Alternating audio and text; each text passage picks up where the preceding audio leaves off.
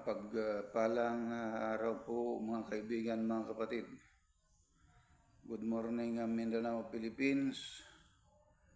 Mga kapatid, mga kaibigan, salamat ng marami sa ating Amang Diyos sapagkat isang linggo na naman, nandito pa rin tayo sa loob ng bahay sambahan upang makinig sa mga salita ng Amang Diyos. Kaibigan, kapatid, alam na po natin na maraming mga relihiyon sa ibabaw ng mundong ito. Ginagamit pa nila ang mga banal na aklat, ang mga Biblia, at hindi nila alam kung ano ang ibig sabihin ng bautismo. May mga relihiyon na nagawa sila ng mga sariling bautisteryo nila, tulad ng Iglesia ni Cristo. Nagawa sila ng bautisteryo. Ganon din ang mga Katoliko. Iba yung sa Katoliko, no? Binyag. Yung 70 Adventist, yung born again, yung Baptist, Fourth Watch. Yung Fourth Watch naman, ganon din. May iba pa, yung tinatawag na all-in.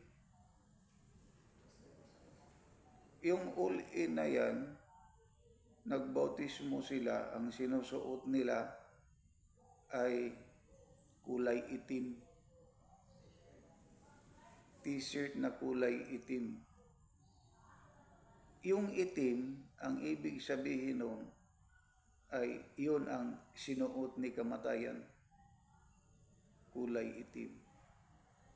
Hindi nila alam na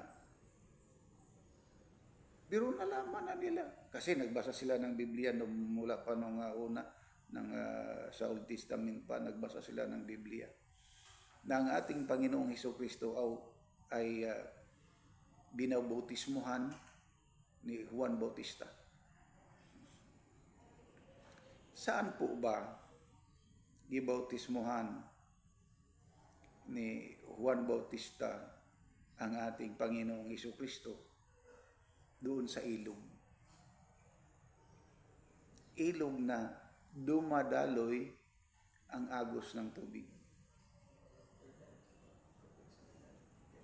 Sa sapa sa Jordan. Ngayon, ano po ba ang ibig sabihin ng bautismo? Ito, ipaliwanag ko po sa inyo. Ang ibig sabihin ng bautismo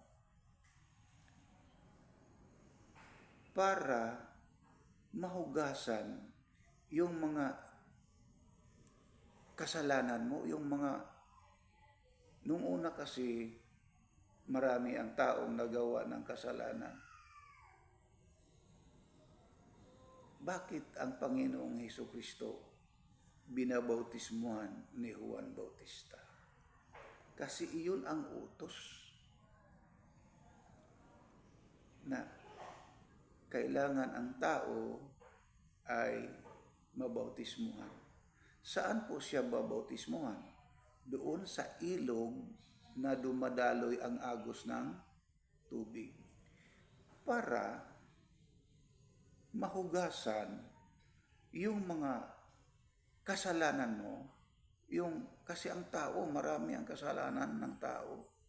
Pero ang ating Panginoong Hesukristo, wala po siyang kasalanan. Pero binabautismuhan siya kasi yun ang utos. Sino ang nagutos? Ang Ama. Ang Amang Diyos ang nagutos. na kailangan ang tao ay mabautismuhan sa ngalan ng Ama, ng Anak, at ng Espiritu Santo. Yun ang totoo. Ngayon, siyempre kapag nabautismuhan ka na doon sa ilog, yung mga marumi, yung mga kasalanan mo, iagos yan sa dumadaloy na tubig. Yun namang ginagawa ng mga iglesia, ng mga baptist, mga born again, yung mga iba't ibang pang mga reliyon. Ang tanong ito, dumadaloy ba sa agos ng tubig ang maruming kasalanan ng tao? Pakisagot nga, kayong nakikinig ngayon, dumadaloy ba sa nag-agos na tubig? Yung iba, nasa dagat. Bakit doon sa dagat? Ang dagat ay maalat eh. Ang dagat hindi dumadaloy ang agas ng tubig. Kaibigan, kapatid, magbulay-bulay ka nga ngayon. Mag-isip ka. Saan ka mang reliyon ngayon nagkaanib? Kung ikaw ay nabautismuhan sa bautisteryo nila, sa mga tab nila, hindi yun tama. Mali yun.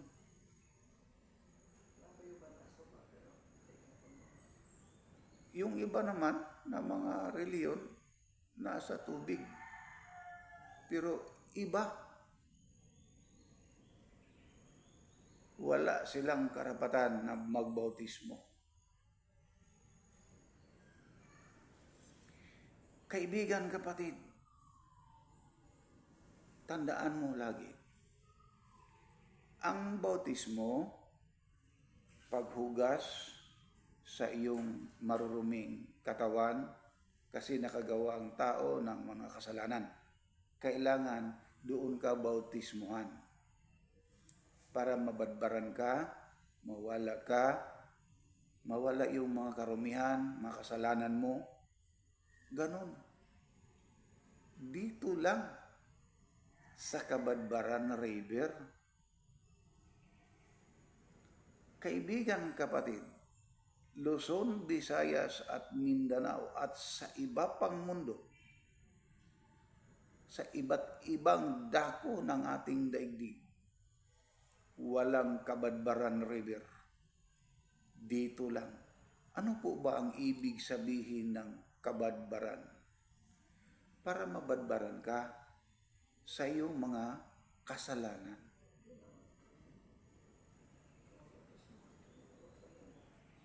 Kapag hindi kayo maniwala, nasa inyo na yan. Kasi ang aking mga pagtuturo ay mula sa langit. Noong una pa, nalaman ko na ang pagbautismo doon talaga sa ilog o sapa na dumadaloy ang agos ng tubig.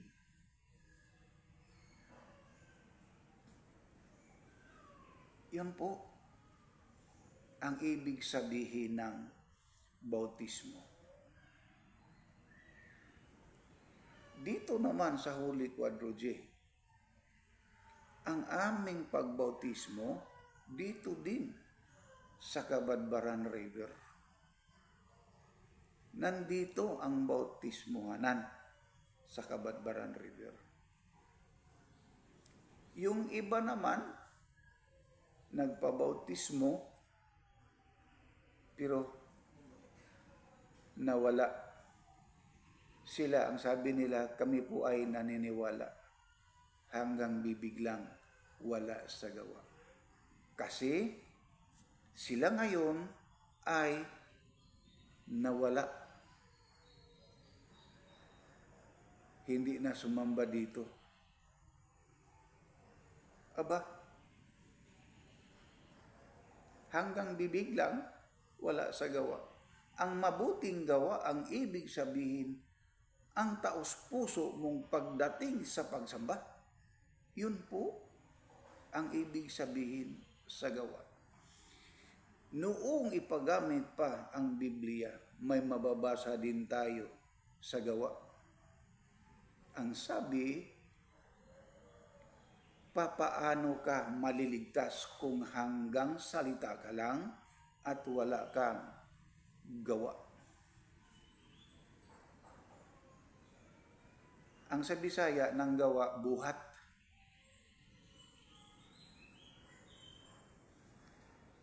Ang sabi ng Amang Diyos, kung ikaw ay tulad ng isang pagkain, init-init ka at malalamig ka, ay isusuka ko ikaw. Aba, ang ibig palang sabihin, ang gawa na pagsamba ay ikaliligtas ng tao.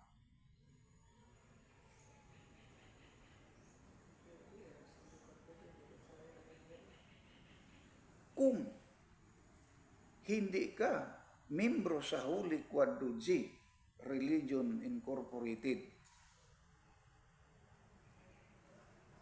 gumagawa ka nga ng pagsamba, pero ang sinamba mo iba. Kahit anong sambahan pa dyan, kapag hindi Holy Quadruple Religion Incorporated, kapag hindi ka dito sumamba, hindi ka talaga maliligtas. Kung magpabautismo ka naman sa ibang reliyon, kung saan doon ka nagpasako, hindi dito sa Holy Quadruple, hindi ka rin maliligtas. Pagdating ng araw ng paghuhukom, itatapon ka talaga. Ihahagis ka sa dagat-dagatang apoy. Yun ang utos. Lagi ninyong tatandaan, ang Holy Quadruple Religion Incorporated lamang ang nag-iisang religion na dapat dito ang tao magpasakop.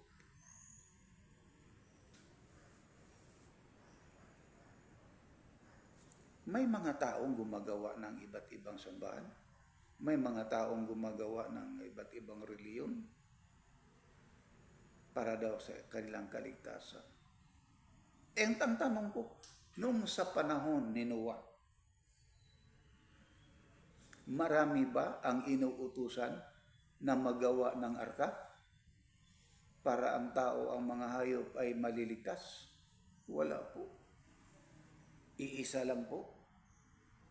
Yun lang ang arka na ginawa ni Noah. Alam po ninyo mga kaibigan, mga kapatid, ang sukat sa arka ay ang Amang Diyos ang nagtuturo kay Noah. Ang kalakihan, ang wide ng arka, ang Amang Diyos din ang nagtuturo.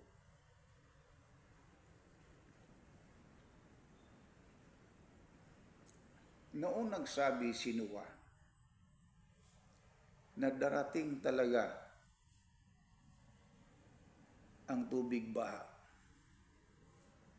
huhukuman ng Amang Diyos ang sanlibutan sa tubig baha. Ano ang ginawa ng mga tao? Nung una, ang ginawa ng mga tao, nagsikainan sila, nag-inuman sila, nasa kasiyahan sila. Ngayon, bumaha. Ang pagkain nila, ang bahay nila, inanod sa tubig baha. ang naliligtas, ang pamilya lang ni Noah at ang mga hayop. At tandaan nyo mga kaibigan, mga kapatid, yung mga hayop na naniniwala kay Noah, lalaki at babae.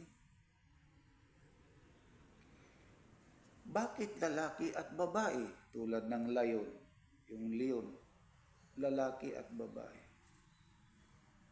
Ang kalapati, ganun din, lalaki at babae.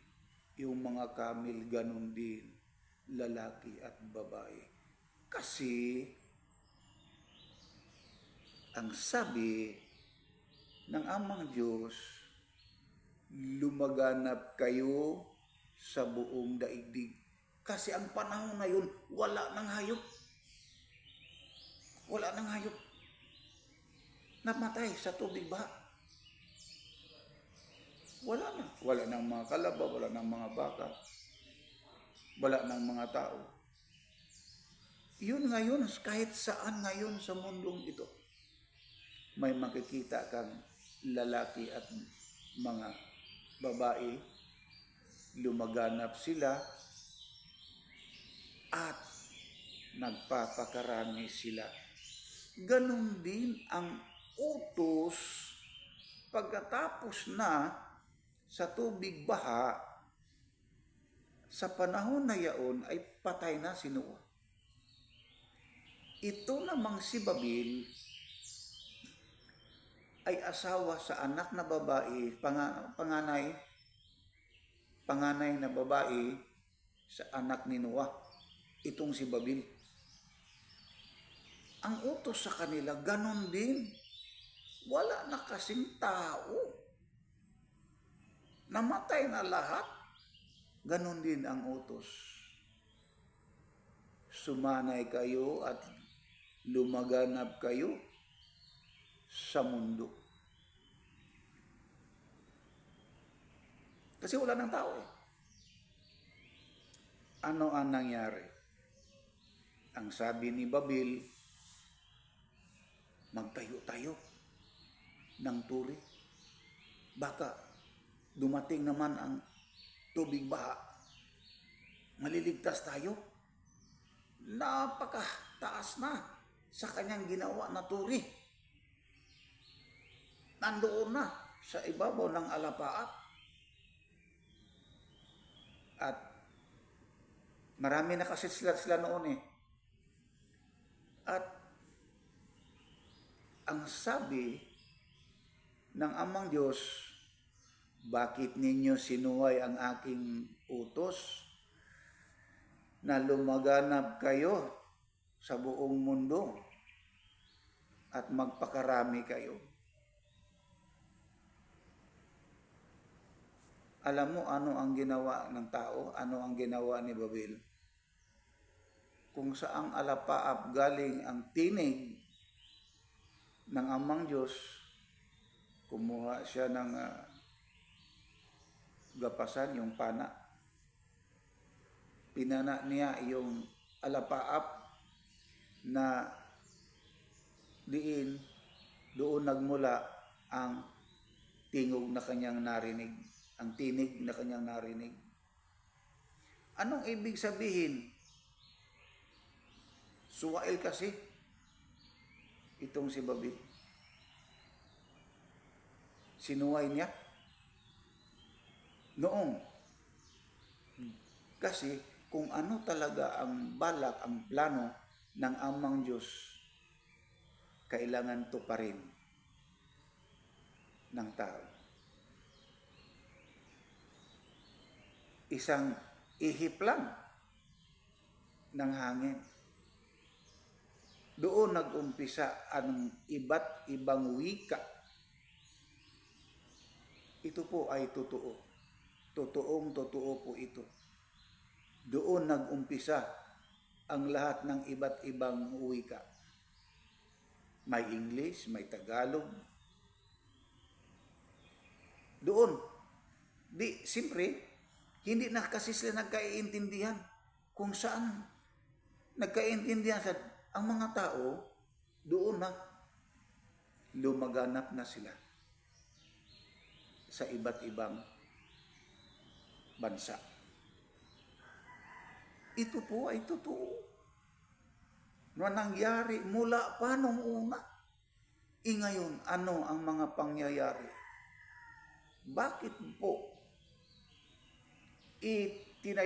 itinatatag ang The Holy Quadro G Religion Incorporated para matuwid ang tao?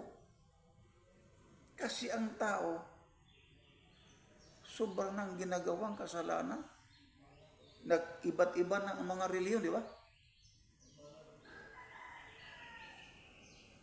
Kung ano ang nasa isip nila, doon sila susunod. Doon tayo sa born again kasi may drum doon eh. May gitara doon. Doon tayo sa Iglesia ni Cristo. Marami kasi sila, may organ sila. Tsaka may happy-happy doon. Ano po ba ang sabi ng Amang Diyos? Kailangan gawin ang pagsamba sa katiwasayan, kahusay o kalinaw. Saan ang katiwasayan yung mga ginagawa na nag-gitar sila? Para silang nagkumbo, parang nasa diskuan sila. Mali. Mali yung mga ginagawa nila.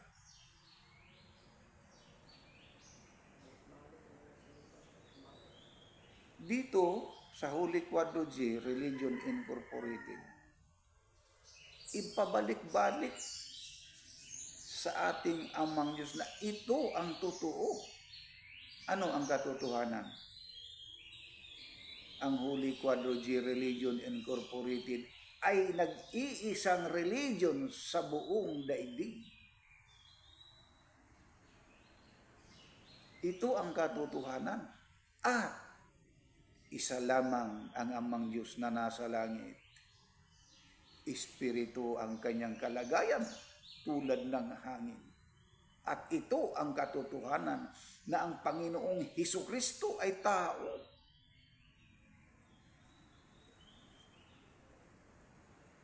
Ito ay ang totoo.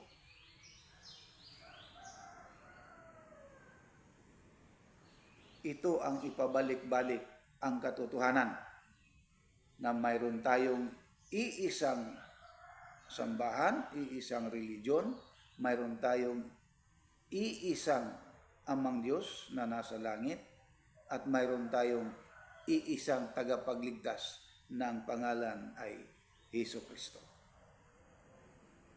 Ito ang katotohanan. Kayong naririto, alam ko na kayo'y naniniwala na mayroong iisang Amang Diyos na nasa langit. Espiritu ang kanyang kalagayan.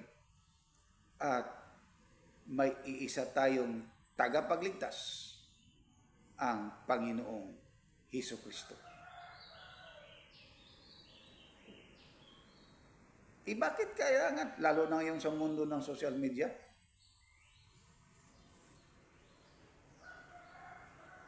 Diyos daw ang Panginoong Hesukristo. Kaibigan, kapatid, kailangan malaman mo. Ang Katoliko ay nagsasabi, lalo na yung mga Catholic faith defender, ilan ang Diyos? Isa. Pero may 3 persona. Ano po bang ibig sabihin ng persona? Kasi yung persona ay Espanyol yan eh. Sa English noon ay person. Ang tanong ko, kasi nung una, nung hindi pa ako tumayo dito sa Holy Quadro G Religion, itong ninong ko na si attorney, kasi siya Catholic faith defender yun. Kako, ninong, ilan ang Diyos, ninong? Isa. pero may 3 persona. Naku po. Di ba ang persona, ninong person, ang ibig sabihin ng person ay tao? So po. Bakit ganon? Sino ang nagtuturo? Mula ako ng elementarya, walang guro o teacher na nagtuturo 1 plus 1 plus 1 equals 1. Walang teacher o guro na nagtuturo doon. Anong sagot ni ninong ko? Ang sabi niya, that is big mystery road, sabi niya. Lingo-lingo ko. Kako, hindi totoo yung mga sinasabi mo. Noong una pa, kasi nakikita nila na ang Panginoong Jesucristo ay nanggagamot, lumalakad sa ibabaw ng dagat, at ngayon makikita mo, nandito pa, mamaya nandoon na, sa malayo, tulad ngayon. Kaibigan, kapatid, buksan mo ang iyong puso't isipan. Kung saan ka ngayon naroroon, kung anong reliyon ka, mag-isip ka, magbulay-bulay ka. Totoo itong mga sinasabi ko sa inyo.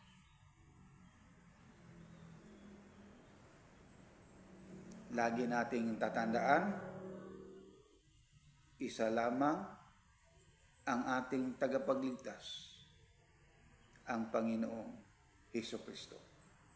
Isa lamang ang ating Amang Diyos na nasa langit. Siya po ay Espiritu, ang kanyang kalagayan, tulad ng hangin. Sana po maliwanagan kayo, buksan ninyo ang inyong puso't isipan, ang mga taong nakakita at nakapanood nito, sana alisin ninyo yung mga ribulto ninyo at maniwala kayo sa akin. Ang mga ribulto ay maghatag ng sakit, sinusumpa kasi sa ating Amang Diyos yung mga taong nagsisamba ng mga Diyos-Diyosan, mga imahe, mga ribulto na yan.